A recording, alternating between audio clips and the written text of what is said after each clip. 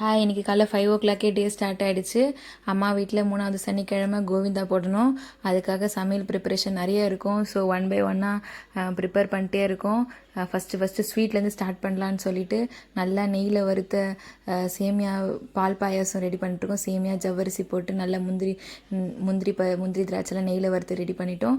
இது வந்து கொத்தவரங்காய் பொரியல். கொத்தவரங்காவை 2 விசில் விட்டு எடுத்துகிட்டு வேர்க்கடலை போட்டு பொரியல், அப்புறம் வந்துட்டு வெண்டைக்காய் பொரியல், உருளைக்கிழங்கு பொரியல், வெண்டைக்காய் வந்துட்டு நார்லாம் இல்லாதவளுக்கு நல்லா வறுத்து எடுத்துகிட்டு கடலைப்பருப்பு போட்டு வெண்டைக்காய் பொரியல்.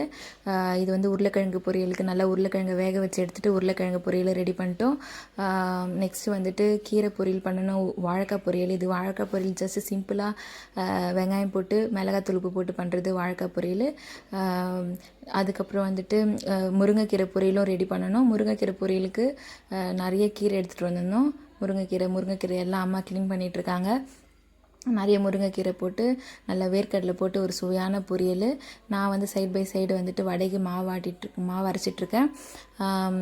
முருங்கைக்கீரையும் க்ளீன் பண்ணி எடுத்தாச்சு. நெக்ஸ்ட் முருங்கைக்கீரை எப்படி பண்ணுவோன்னாக்கா, வெங்காயம் காஞ்ச மிளகா போட்டு தண்ணி ஊற்றிட்டு நல்லா ஒரு கொதி வந்தோடனே உப்பு போட்டு நல்லா கொதி வந்தோடனே முருங்கைக்கீரையை போட்டு நல்லா துழவி எடுத்துடணும். ரொம்ப நேரம் பாயில் பண்ண விடாமல் சும்மா ஒரு 2 minutes குக் பண்ணி எடுத்துகிட்டு வேர்க்கடலை போட்டு எடுத்துடணும். அதுக்கப்புறம் வடையும் ரெடி ஆகிட்டுருக்கு. For part 2 stay tuned.